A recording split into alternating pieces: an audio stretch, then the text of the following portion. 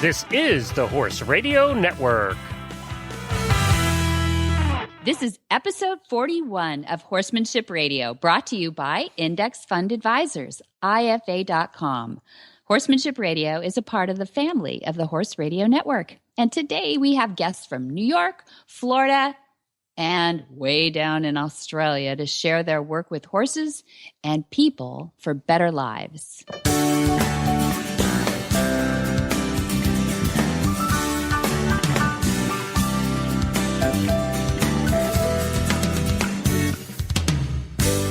This is Debbie Laux, and you're listening to the Horsemanship Radio. Thank you for joining us. Horsemanship Radio airs on the 15th and the 30th of the month, and I have my producer, Jen, with me today. Hi, Jen. How's it going? It's going great. How are you today? Good. You sound good. And Florida is appealing to you these days? We had a bit of a dry spell here because typically this time of year we get rain showers pretty much every afternoon, and for about 2 weeks we got nothing. Oh, that's like California. Yes. Well, finally, last night, the heavens let loose. And we got about 1.5 inches of rain. So everything is once again tropical and bright green and happy.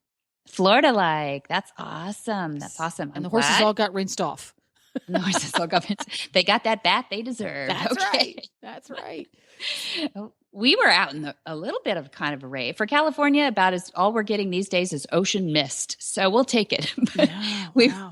Well, I went with 5 other ladies, and we went to Montaña del Oro, which is in central California. It's not too far from Morro Bay. There's big Morro Rock out there, and there's mountains and beach. And we spent 3 days riding, 1 day traveling to and from, and it was fantastic. It's just one of those.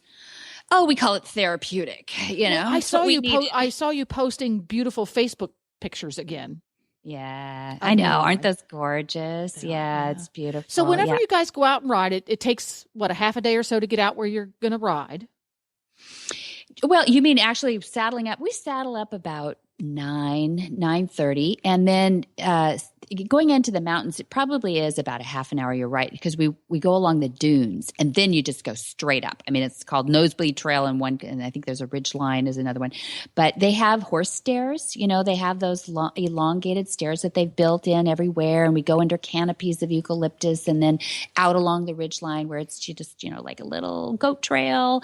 Don't look down, and then through fern grottos. And I rode a little 5-year-old Willing Partners horses in training, and he led a lot of the way up the mountaintop. So he just scurried up there and said, "Hey, keep up, kids." So he was really good. Yeah, gruyas. We took 2 gruyas, which are just beautiful. You know what I'm talking about? The gray dun with the dorsal. Mm-hmm. They're beautiful. That color that those of us who ride English are not familiar with. Yes. I suppose. Yeah. We're way look at that and go, how do you pronounce that? Yeah, I know. Gray. That's it. Yeah, they're really beautiful. And so you'll see some of those photos if you go on that Facebook page and see some of those. We should or maybe we have those on your Facebook page too, on Horse Radio Network. I don't know. Maybe share them. I saw them. I think because I'm friends with you on Facebook, I saw them on my feed. Okay. But yeah, we should share those on Horses in the Morning or something, because they're beautiful shots. Now, are there public trails that anyone can go up and park and go for a ride? They are. They even have pipe corrals that you can use there. They have big troughs, and it's all set up for that. We stay in a little hotel that's just right on the edge of the state park. But I think Glenn had Googled it before. Montaña del Oro, the state park system, and you can camp there. You can stay in RVs, or you can set up tents in some places. I mean, it's huge. I don't know how many acres it is, but it must be like 500 or something. Now, are the horse trails shared, or are they horse specific? They are. They don't say anything specific like no motorcycles allowed or anything, but I think they keep those out of the state parks anyway. So you might encounter a dog, you might encounter hikers, but we never saw any bikes or motorcycles or anything mechanical like that. And even the dogs are on leash, and they were all well behaved, and everybody is pretty savvy there. I mean, Central California is not overcrowded anyway. So we were there on Memorial Day, get that, right? So that weekend. And we left on Saturday before it really heated up. But that even so, you'd think they'd be crawling with people, and you can see those photos of the beach. There's nobody out there but us. It was gorgeous. You were out there pretty much all by yourselves. A couple fishermen. That was it. It was nice. Yeah, really nice. So you were just doing loops. You'd head out in the morning and get back in the evening? Yep. Pretty much. We were like kids, go out and play, and we didn't come back all day. Now, something I've noticed with a lot of the trails that I ride at here in Florida are in federal parks, and some of them are state parks. But I've noticed that the trails, and particularly because it's Florida, if you don't mow things and trim things pretty much on a weekly basis, Mother Nature takes over. Wow. So the trails are sometimes not well marked. Oh, I love that. Bushwhacking. Are the trails out there pretty well marked, or are they just easy to see because they get used? Maybe both. I mean, you can do a little bushwhacking. I don't know if it's legal, but so don't tell anybody. But no, you can see where the trails are supposed to be because they're used enough, and somebody maintains them. But I think it's probably easier than in Florida because it doesn't grow that fast here. Yeah. I could tell. We were some of the first big rides through there because they had fresh, chopped limbs that had fallen or something like that, So it is maintained beautifully. And, they have water along the way and everything too. So it is set up. They even have porta potties, in certain spots and everything. I know. It's not roughing it at all. Wow. So, in the parking lots, they have a porta potty there. So, little tie-ups and things too. Lots of logs so that we can get up and on. And the trails are perfect though. They really are set up for horses, and just enough challenge too. Like they drop off pretty steep, so I wouldn't want to go up there with a really, really inexperienced horse. You want to go up there and maybe spend a half a day with a really inexperienced horse. You know what I like? It's a great way to get them experienced. Exactly. When you have the ones that are a little bit fractious, give them a really tough trail to ride on, and they focus more. Exactly. They're not going to jig and dance because they know better. Well, they might try, but they get tired pretty fast. Yeah. That the dunes are like a foot deep when they're walking through there. So you get them tired before you ever get them to a hill. Then the dunes you get them through the dunes, and then there's a big berm between the beach and the dunes. So you don't hear the roar of the ocean until you go through these gaps in the dunes, and then it just starts. You can feel their little heart rates start to go up. That's when the fun begins. Oh, it is exciting. Let's see who's going to spin today. But they were really good. They really didn't. Sometimes there's big beds of kelp that get washed up on the beach sometimes, right? And they've got funny smells and stuff. And so there's these turkey vultures that like to land in. Oh, yeah. And so the horses will be walking along and they'll see these kelp beds, and they kind of look at it funny. And then this pterodactyl starts to unfold its wings and come up out of one of those things. You're like, oh, this is a good horse hazard. I like this. This is fun. Yeah. So one of the things we used to do whenever we take horses out to the beach, I did that quite a bit when I lived in Massachusetts. We always contemplating what is it about the beach that freaks out so many horses the first time or the first couple of times they go. And we would is it the fact that the water moves back and forth? Is it the sound? Yes. Is it the reflection? Is it the smell? Yes. Where do you come in on that discussion? All of the above. Yeah, it is. I mean, it is. It's kind of a sensory overload because like I said, if they smell the dunes first, that's different, right? There's just different environment when you haven't been on the beach, and then you go through that and you start to hear the sound first, and I suppose the air, the smells and stuff are wafting through too, but it's the sound that really starts to drive that adrenaline up, and they get kind of up on their toes even if you've gone a quarter of a mile in deep sand, and then when they hit the beach, there's that feeling of now you're kind of in ooey wet sand, which is different, and then you see that ocean line, that little bubbly line, that goes back and forth and back and forth, and then that starts crashing. So you got that sound starting to escalate. And then you've got birds going, you got a lot of stuff. We got pelicans. So you got overhead. I mean, if you think about it, it is like, going back into some prehistoric predator time for horses. Yeah, because they were small. Horses were tiny in the prehistoric time, and they had to worry about the pterodactyls picking them up because they were the size of a little pig, Yeah.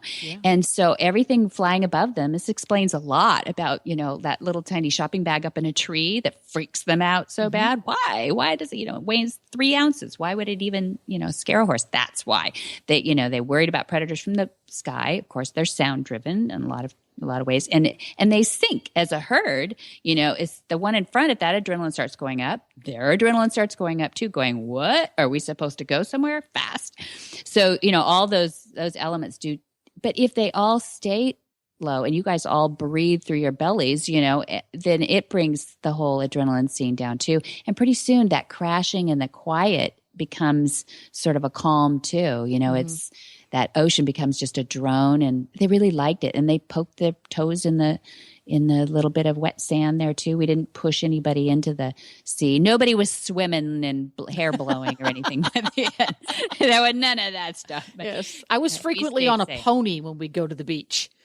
Mm-hmm. And because I was invariably taking the kids out, so I'd take one of the ponies so I would be at an appropriate level to rescue them when needed. Yeah. And a couple of the ponies decided that they thought the beach was really cool, and they wanted to relive that scene in the Black Stallion. Oh, no. Bareback and everything. Yeah, so I would go swimming right up to my knees in the ocean quite a bit. And in Massachusetts, even in the summer, that's a mighty cold experience. Exactly. Oh, no, you're much braver than me. We were all zipped up in our long johns, and it's May in California. In May? We're pathetic. I know. Yeah. Yeah. Mm-hmm. Oh, wow. Yeah. Well, that sounds like such a grand time. That's really cool. Well, you have some other cool stuff going on.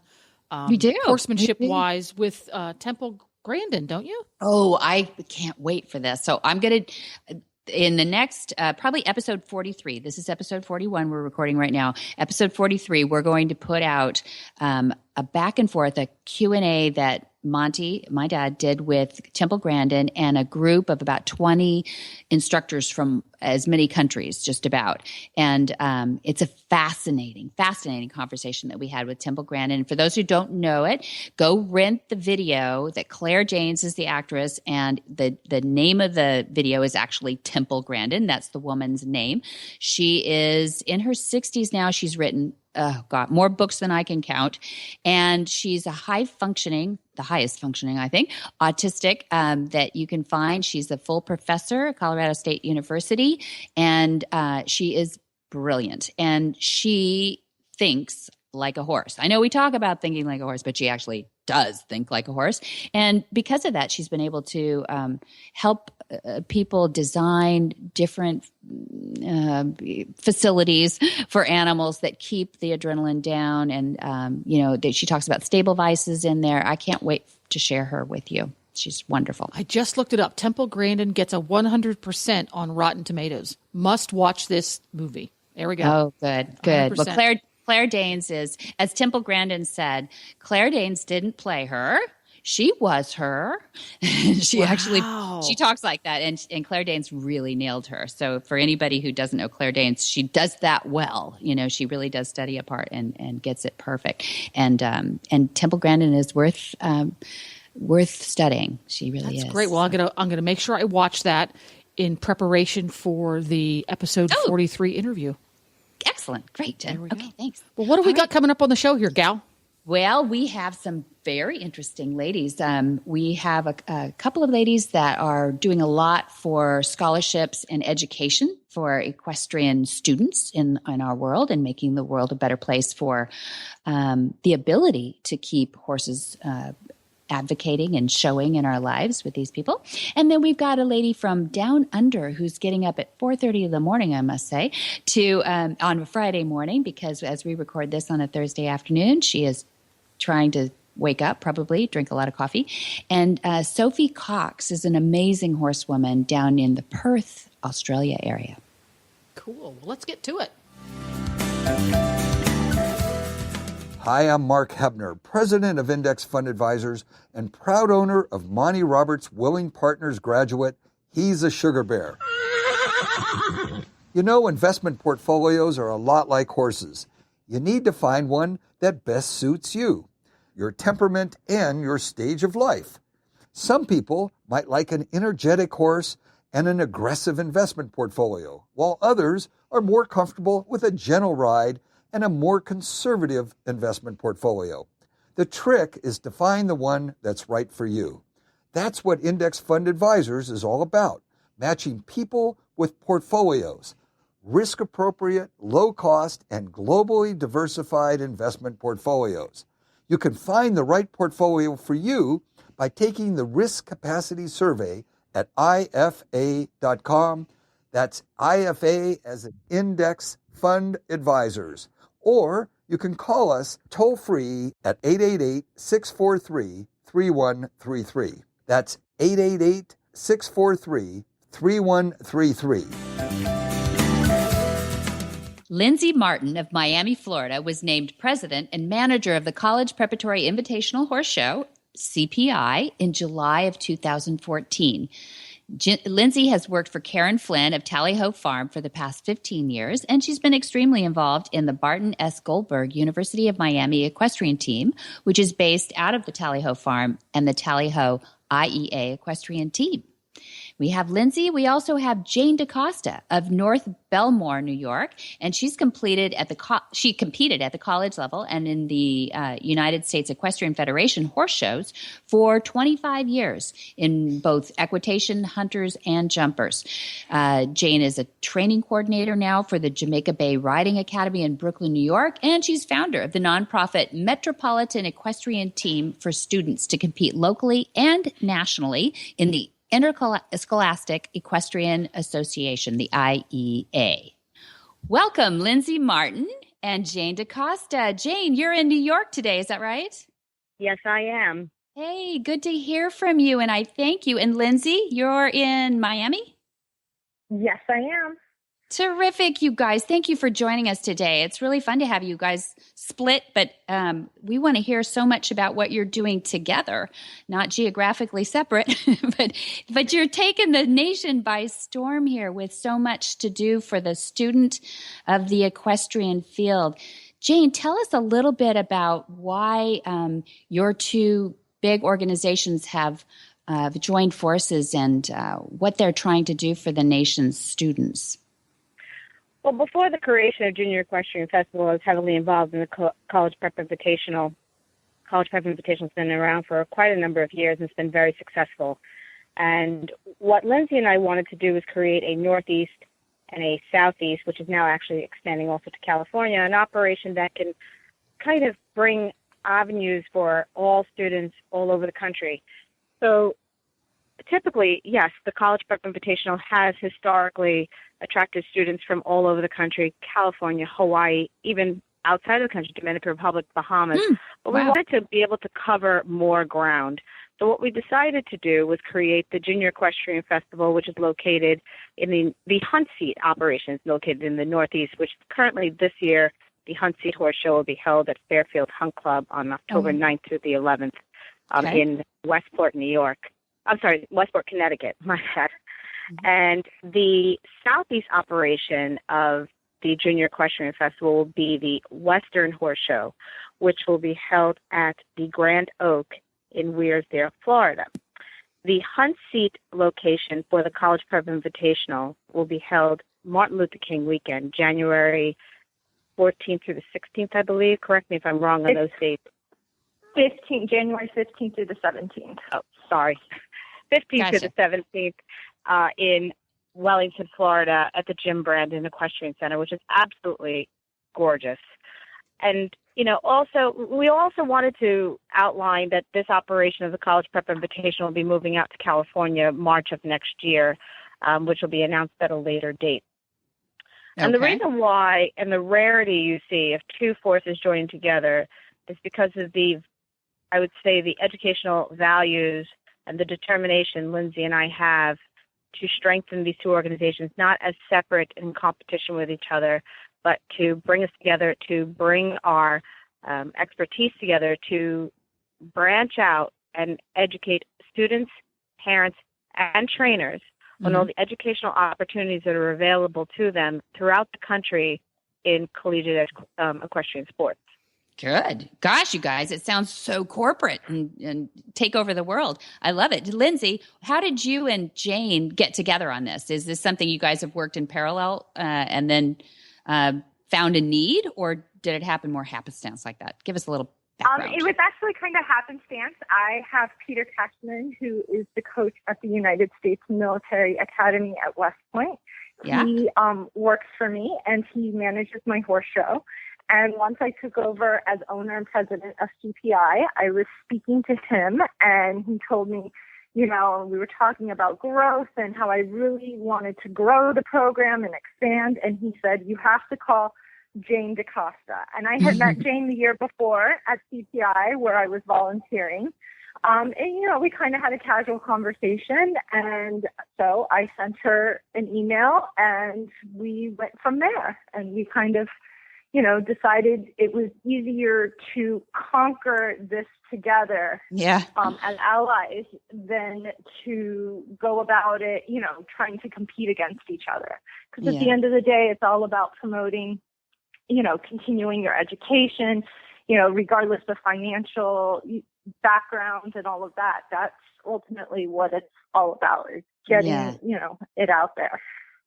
Right. No, that makes perfect sense, you guys. I know you're a nonprofit, or at least the United States Equestrian Federation horse shows. I don't think work on nonprofit, but your foundation is working on nonprofit. Is that right? We have a CPI scholarship and educational fund that is a nonprofit organization, which is actually, that's the side of the company that administers all of the scholarships that we offer.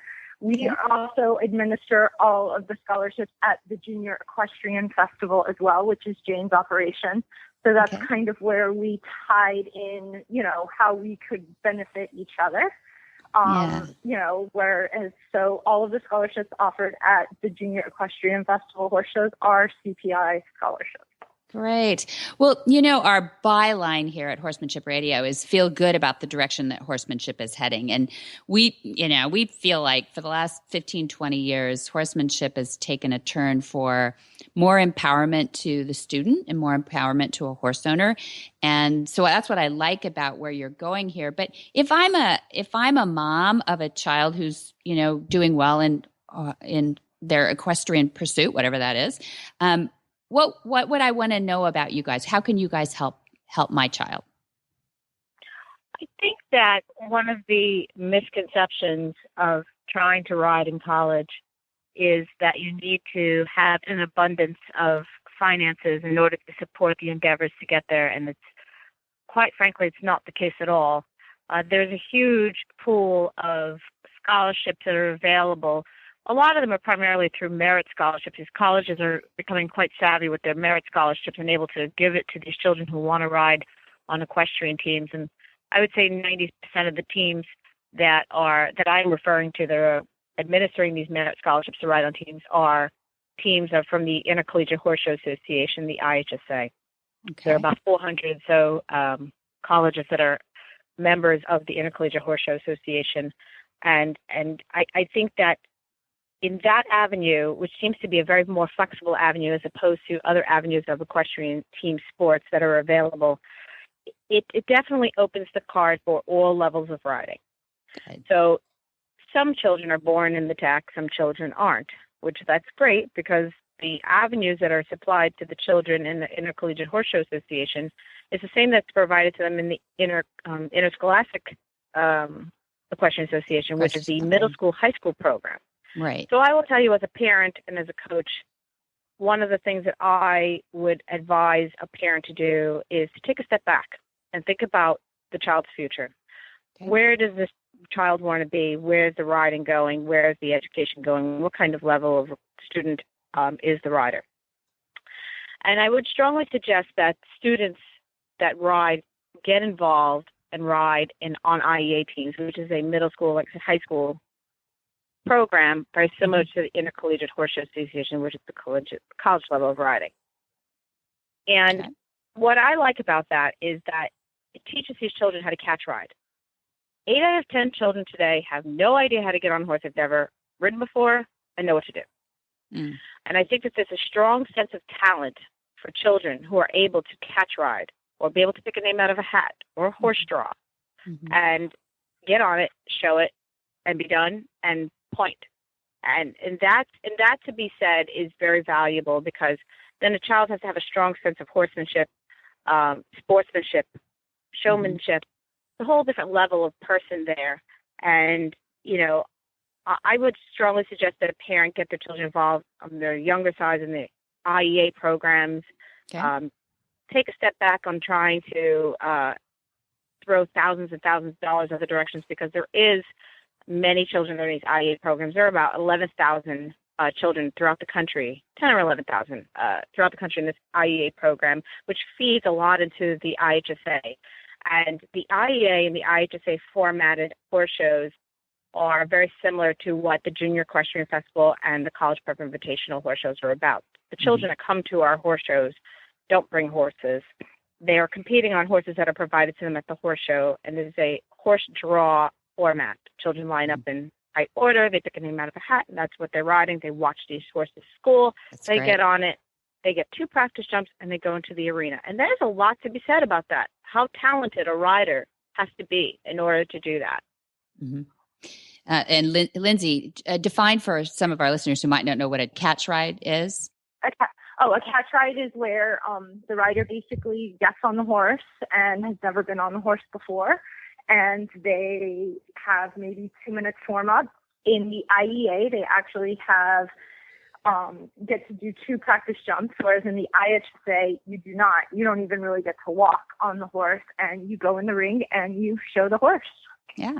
That's terrific. I mean, do these kids sweat bullets about that? Some kids don't grow up with that necessarily until they get to college. Yeah. Yes, some kids do, which is why, we're huge supporters of the IEA program. It prepares them extremely well for being able to do that and get on and all of that. You could be the top junior rider, out there, but unless, some people, you're used to that horse. Some people can't go in and just show, and expect results. And at that point, it is definitely up to, the judge and everything else. So it's definitely a challenge. Yeah. I love that. And one of the beautiful things about both of these horse shows is that the colleges are present. I wouldn't say 400 colleges are present, but last year at the College Prep Invitational, Lindsay had about 35 to 40 colleges present, including their sponsors as well from last year. And the college tables surround the ring where the children are competing. And they're watching these children, and they're taking notes, and they're approaching them, and they're saying, "Hi, I won." Now, they're not going to sit there and throw money at you, but they want to hear what kind of person you are and what you can provide to their school, and vice versa. And it gives these children the opportunity to be seen by colleges. They get to interview with these schools, possibly, get a little more time with them through the application process. It's a great, great, great avenue. People say, is this a recruitment event? Is it a recruitment event? No, I cannot tell you it's a recruitment event. But the colleges are there, they're watching, and they were watching hard, and they're learning, and they're picking up students. I will tell you that I have a not-profit called Metropolitan Equestrian Team, and I have sent my children to these kind of horse shows for years. And I've gotten my children hundreds of thousands of dollars of college scholarships. We just had an article in today's Equestrian magazine about all the children that have gotten all the scholarships for the past year or two. And these children who have gotten these college scholarships to SCAD, Centenary, Randolph, High Point, Finlay, these are not riders who own horses. I mean, one of them does, but the rest of them don't own a horse. Wow. And not to mention that these children that I'm speaking about in my not-profit, they live in Brooklyn, New York. That's great. So I don't know if anyone realizes it. There's not a New York City. These are from New York City. And yes, they are located at Jamaica Bay Riding Academy on 500 acres, believe it or not, in Brooklyn, New York, on beaches and trails. But they don't own a horse. Yeah. And they're able to obtain all of the scholarship money. The average bachelor's degree is anywhere between $150,000 to $200,000. Wow. I guess that's what it is these days. Tell me about somebody who's listening who might think, I'd like to contribute to that. Is that a corporate person? Are these sponsors usually coming from a corporate world, or are they individuals who just want to support good horsemanship and equestrian education? We have sponsors. We have a lot of corporate sponsors. We do have some people that individually sponsor or donate to the scholarship and educational fund. All of that money, allows us to be able to increase what we're able to give away in scholarship money to begin with. Every year we start at a base of $500 per scholarship. And we have several programs in place. I have the Junior Ambassador Program, which is a service-oriented program that allows you to earn service hours while you raise money and funds for the Scholarship and Educational Fund. And it allows them to go out there and, and all of that is go out there and be proactive and promote the program while getting service hours, which is huge on college applications nowadays. Yeah, I suppose. They want to see what you've done and all of that. So we have that. I have that program, and then we have large corporate sponsors that have sponsored. Dover has been a sponsor since the inception of the program 5 years ago. Good. And they're fantastic to us. And, we have a ton of other corporate sponsors as well. Great. Well, that's wonderful, you guys. Well, I'm glad you got together. I'm sure you guys are glad you got together too. And we hope to hear lots of good things more from you too. Why don't you give out your website addresses so that we know how to find you? Jane? The College Prep Invitational. Oh, sorry. Yeah, go ahead. The College Prep Invitational can be found at www.collegeprepinvitational.com. Okay. And the Junior Equestrian Festival website can be found at www.juniorequestrianfestival.com. Well, thanks again for joining us. And please don't hesitate to let us know when you've got some more things coming down the pike as a result of this wonderful union that you've made. And we hope to talk to you soon. We're really excited because Sean's Omega Fields company has done something amazing for one of our test horses. His name is Cadillac. And we felt so strongly about it that we definitely wanted to bring him on as a sponsor of Horsemanship Radio. And we wanted you to know that it came in that order first, is that we were so impressed with this product and with this horse's results that we wanted to have him a part of our monthly shows. What is it about the Omega Fields product? Something's different. Omega Fields was built around a really unique and proprietary technology. Flaxseed has been known for a long time to contain rich source of omega-3 fatty acids along with omega-6 and omega-9 fatty acids in a near perfect balance. But historically, there was a problem using it. It's high in fat, and when it was milled into a feed product or a food product, it would go rancid very quickly. So our company had developed a proprietary technology for stabilizing this high-fat flaxseed to make it usable, give it a long shelf life in a natural environment. We don't use any chemicals or additives to extend the shelf life or anything like that. It's a completely natural process. That's what makes our flax really different. It makes it usable. It makes it nutritious over a long period of time. We guarantee an 18-month shelf life, so consumers can use it with confidence without it going rancid that, would potentially harm the horse. So quality of manufacture, every single thing in that product, Omega Horse-Shine, is food grade. It's made at a food grade facility with great care of product quality.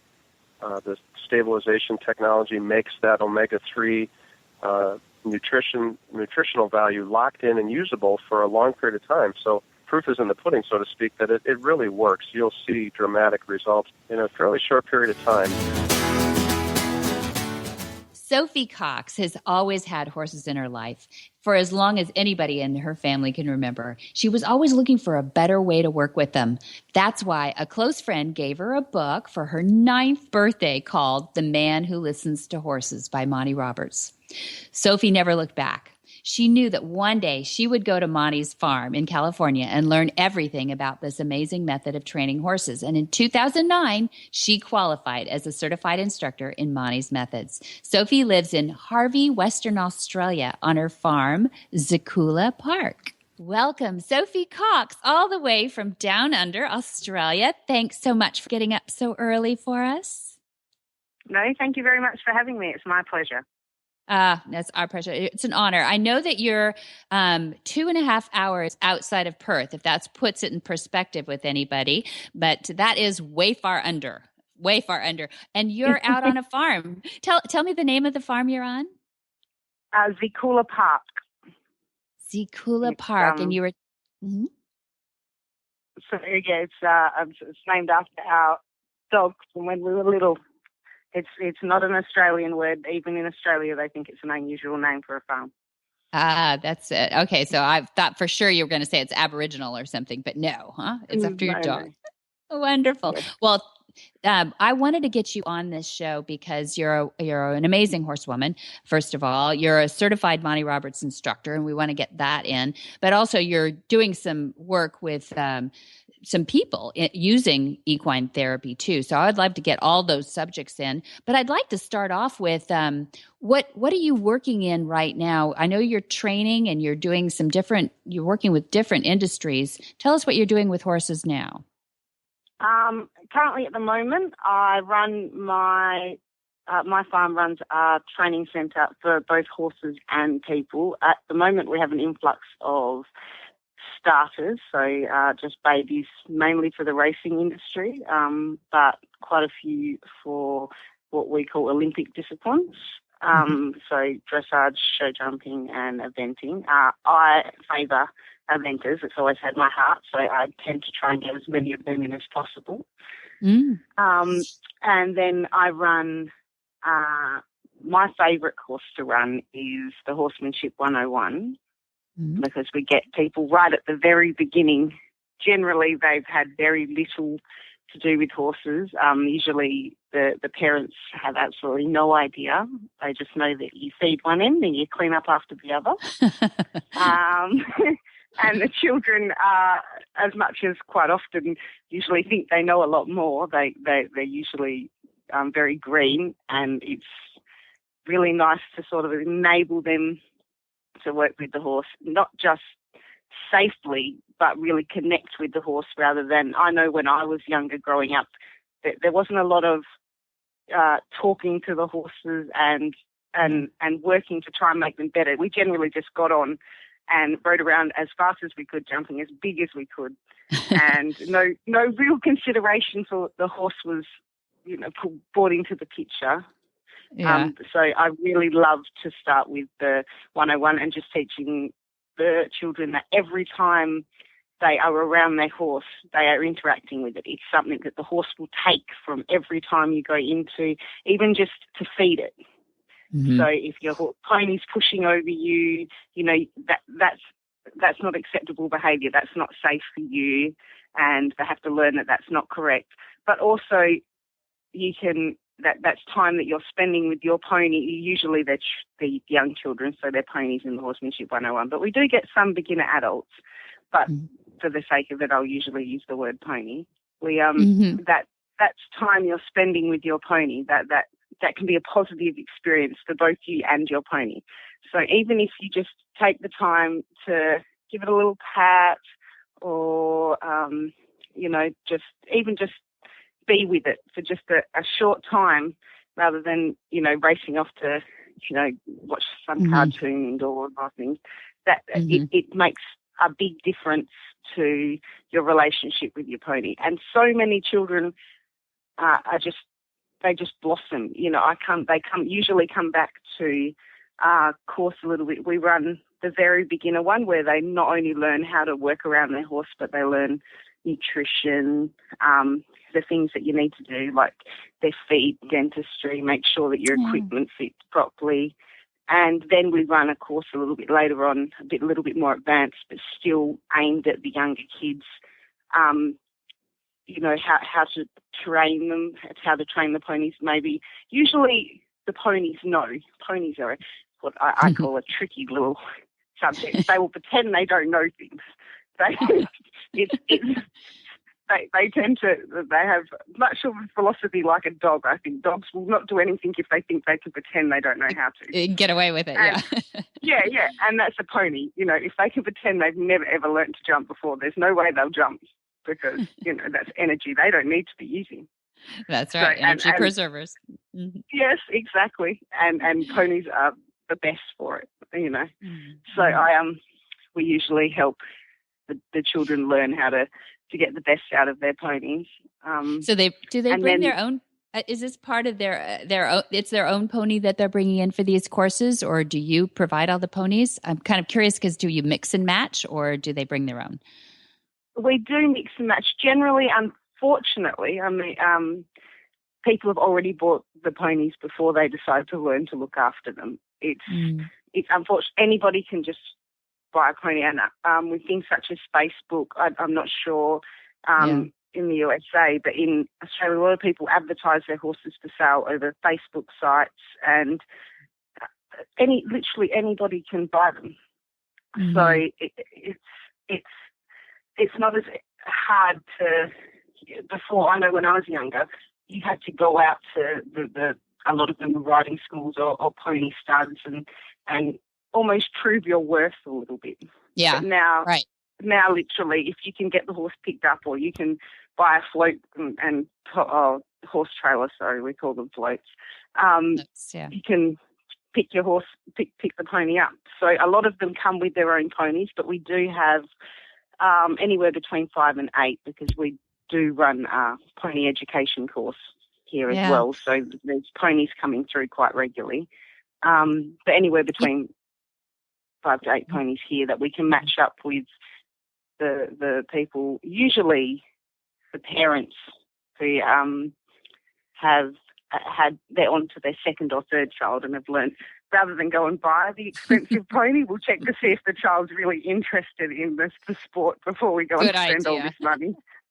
But usually the first-time parents buy the ponies straight away.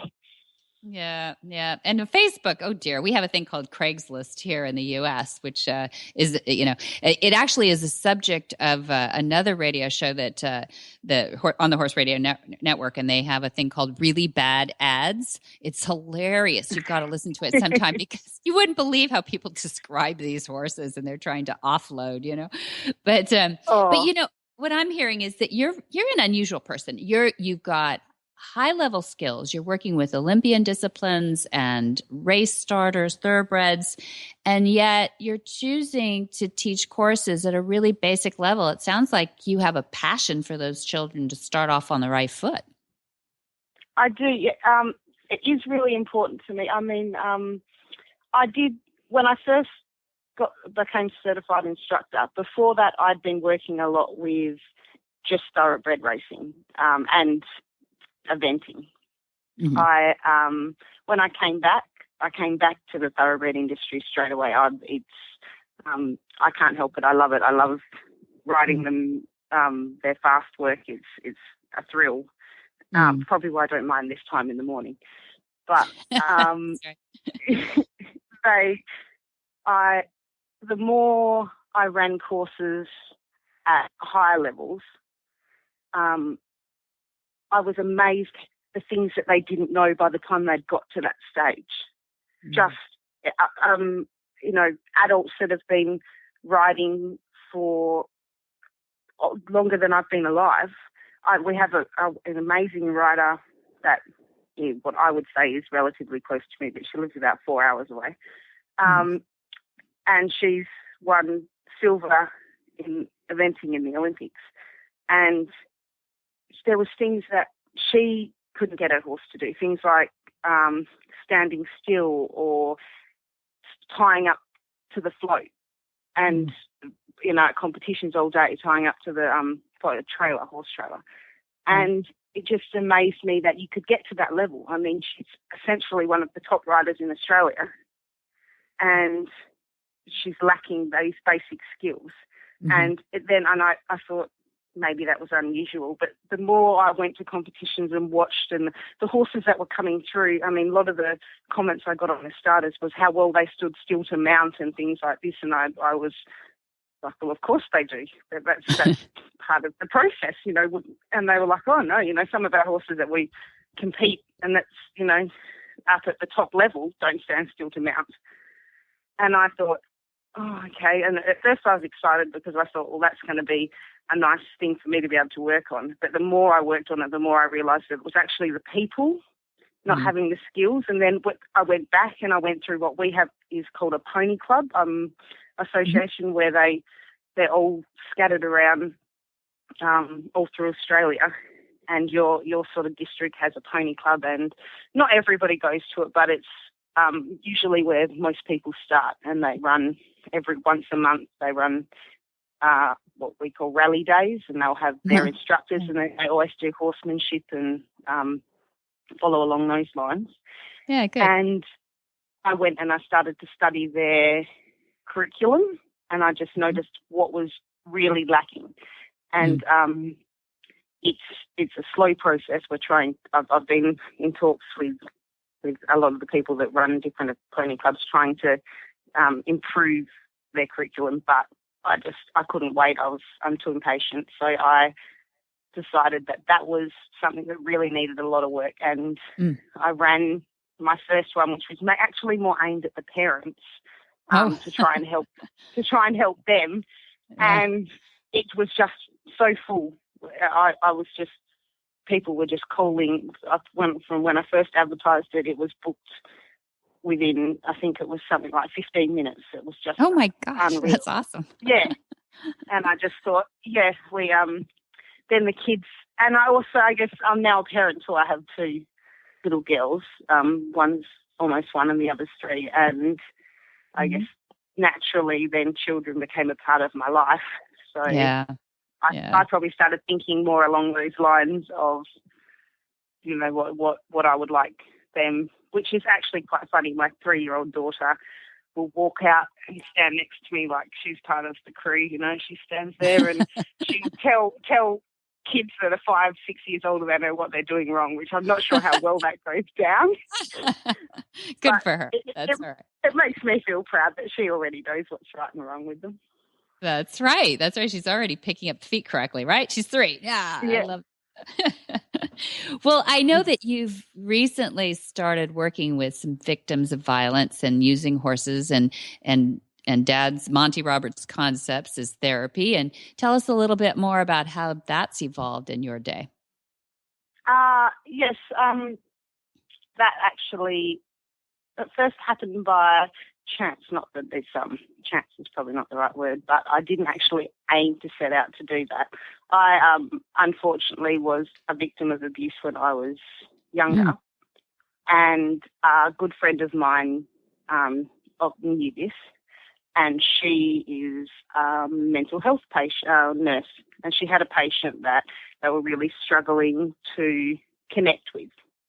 Okay. And she said that this girl loved horses, was always drawing horses.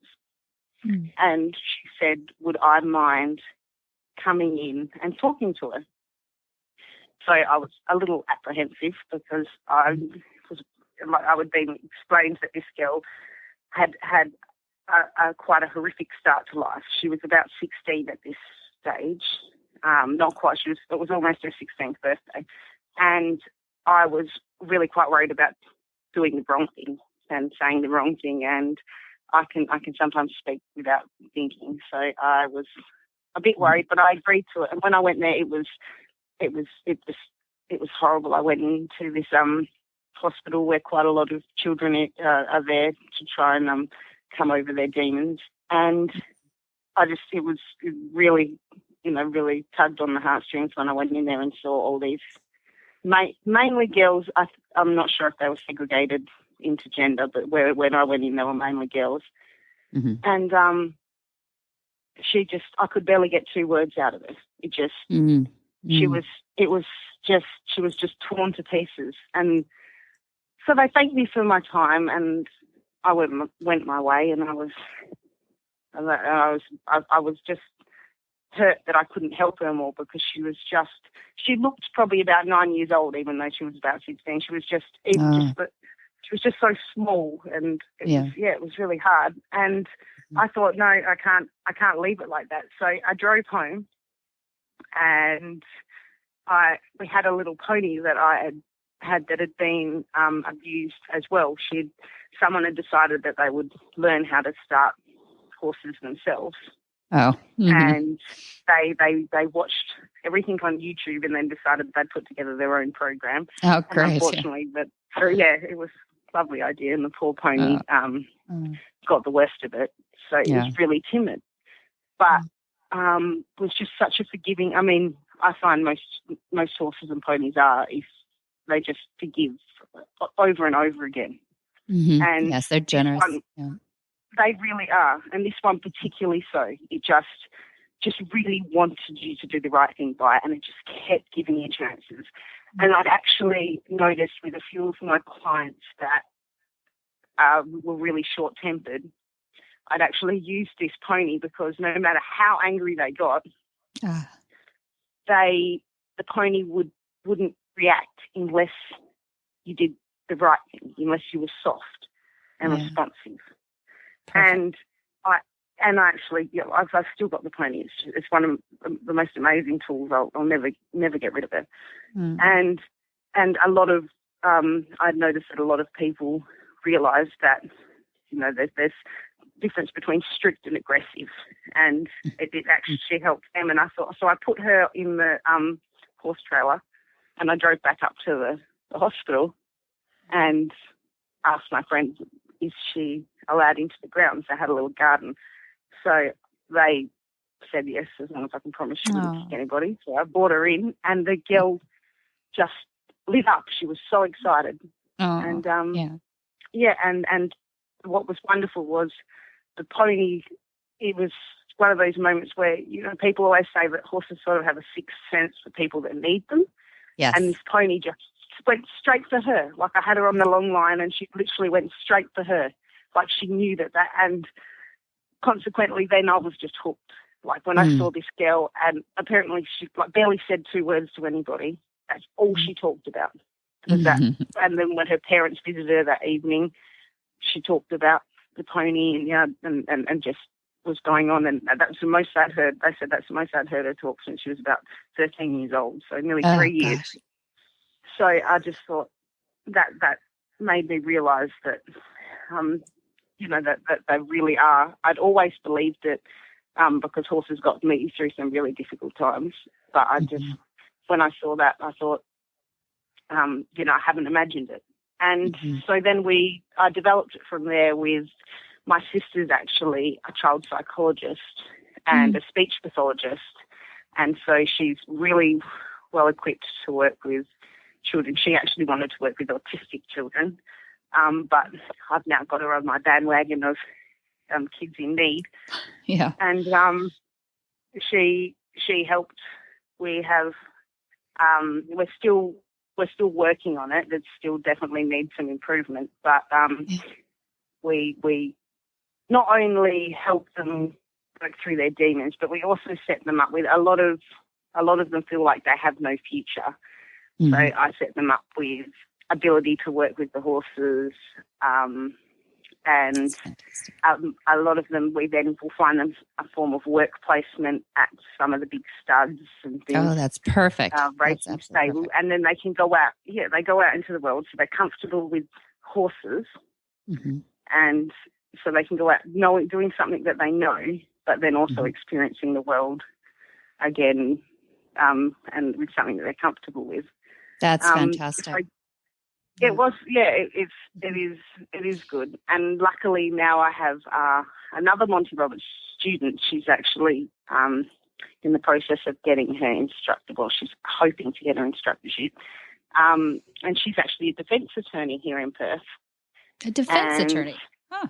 Yes. And so she naturally has a lot of involvement with a lot of children on the wrong path. Right. And what she found was that a lot of them had been victims themselves and are now becoming people, causing problems. So that's our new path we're working. Unfortunately, a lot of them are Indigenous children, and it just seems sad that they seem to keep falling into the wrong crowds. And so we're really excited about our new, and we're aiming, first of all, to mainly be working with Indigenous children, and going out to some pretty remote places around. More remote than Australia. you. Yes, more. I can still drive to get bread and milk if I need it. That you're definitely well packed and. This one you need a cow to be living there with you. Okay, yeah. I get. Well, I think you're really you're really onto it, though, Sophie. We've been talking with some high functioning autistics recently with some of their job skill and work skill programs, and this is one of the things that's missing in that keeping them busy and keeping their minds occupied and building stuff around. And horses just seem to match that quality, that flight animal quality of those kids that have had a tough upbringing, whether it's manufactured as an abuse or neglect system, or if it's something that they were born with as in a challenge. That horses seem to bring the best out in all of those issues, and I'm really pleased that you've been able to use your talents and ability, and that you're willing to use your talents and abilities in this area. We would love to hear more from you as that program grows. Oh yeah, it's amazing, and it really is. I mean, there are a lot of programs already trying to get started, but the Monty Roberts concepts are just they're perfect. They're perfect for it. In the fact, I mean, we always get told not to get caught up in only one way of doing things, and that's why I loved when I started studying the Monty Roberts concepts, because he would say the same things. I still remember the first time I met him. I was 17 years old, and we were actually staying at the same hotel. He was giving his show here in Perth, and it was a present. I was soon to turn 18, so my family had brought me the present to go to the show, and we'd stay at the hotel and generally almost stalk Monty. We didn't know he was at the same hotel, but when we found out he was, the poor man couldn't get rid of us. And you stalked him. We basically did. If he was having breakfast, we would have breakfast. If he had dinner, we would have dinner. And I just found that he was just really wanted you to just be the best that you possibly could be. So, and he encouraged you to, if you could prove him wrong, that was fine, but just to find a better way to do things. And if you thought that you had a better way than what he was already doing it, he's just so approachable about it. You can just say, and sometimes you would have an idea, and when you sat down to talk to him about it, you would realize you were really on the wrong path.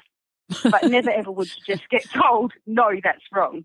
He would sit there listening, smiling to what you were saying, and then say, but have you thought of this? And you would think, no, I didn't really think of that. That's okay, I'm wrong here. But and it's funny, people that have never even seen a horse, apart from on the big races on TV, they come and they've watched us do some work with the victims of violence, and also now some people that are actually violent themselves and are trying to overcome it, and they're amazed at just how it makes sense, how you can, there's no possible way you can make a 450 kilo animal do something it doesn't want to, and violence is just never going to improve that. And they said they just don't understand why people have never realised it before. And I said they have. It's just it took someone that really was committed to the cause. And I still get people that say that, I mean, we recently have a problem with people saying that you should only encourage your horse. You should never discipline it. Yes, that is a problem. Yes, and it's quite scary because a lot of them are parents. And if you say, our philosophy is, which works really well with the children and the young people and the adolescents that we're working with, that we work our horses like we would raise our children. And I quite often get told the horses and kids are different. And I said, if you actually spent time with the two of them, they're very similar.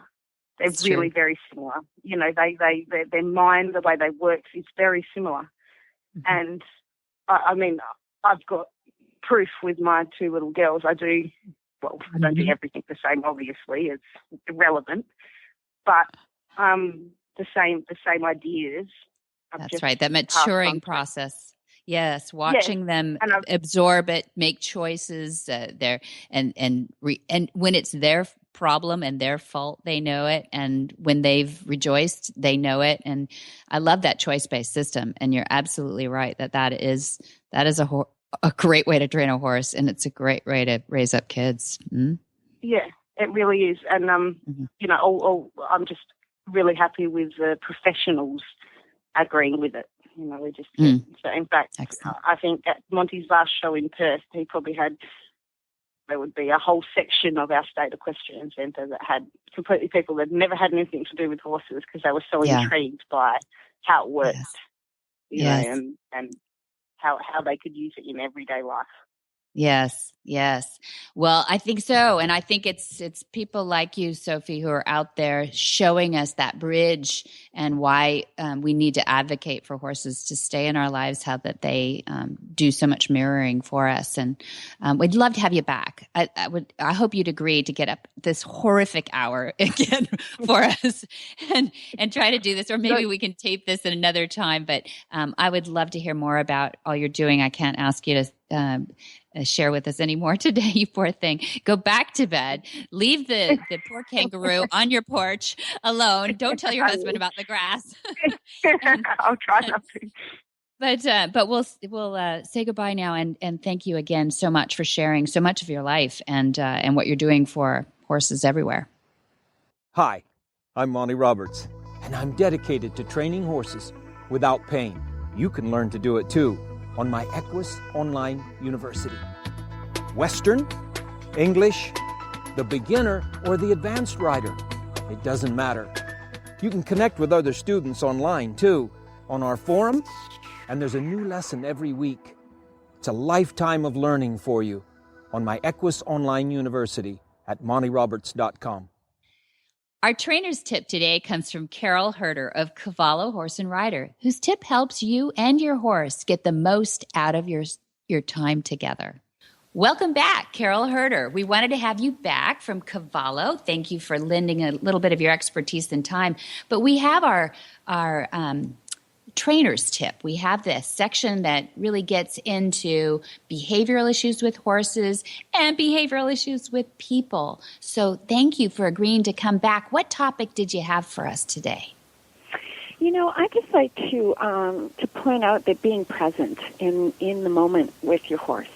So let's talk about that, because the evolutionary state of your horse is really just to be.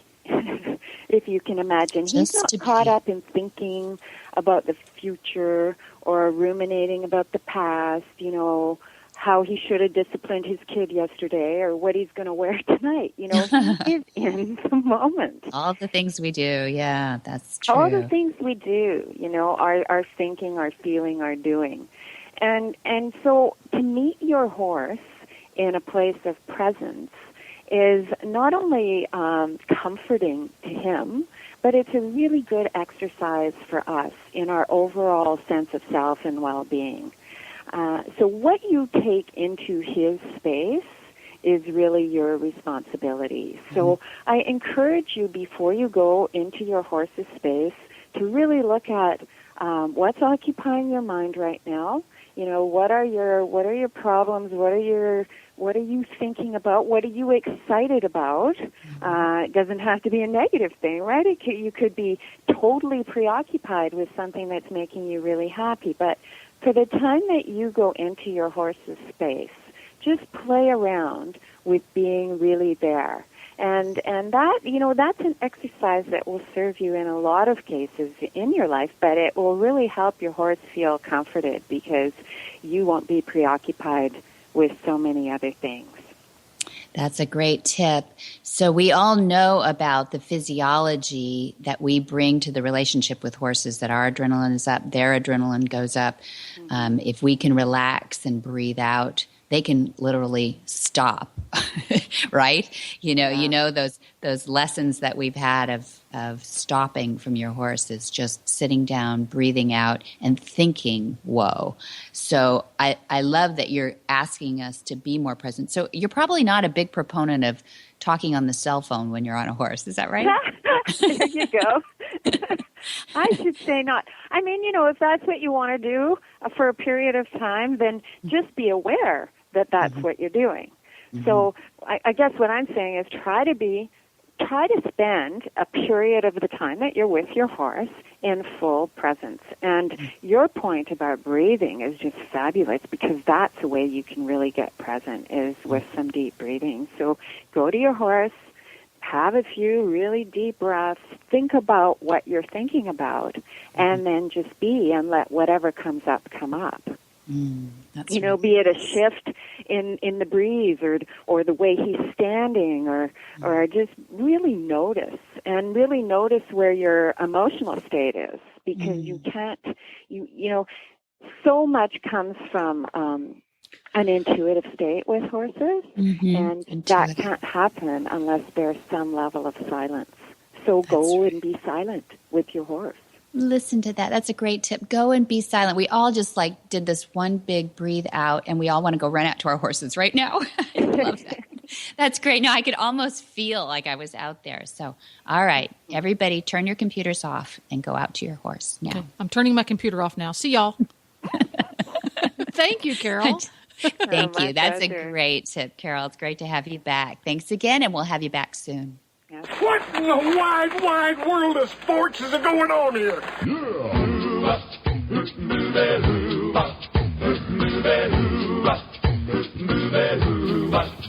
Where in the world is Monty Roberts? Monty is looking forward to meeting some new friends, two-legged and four-legged, in June.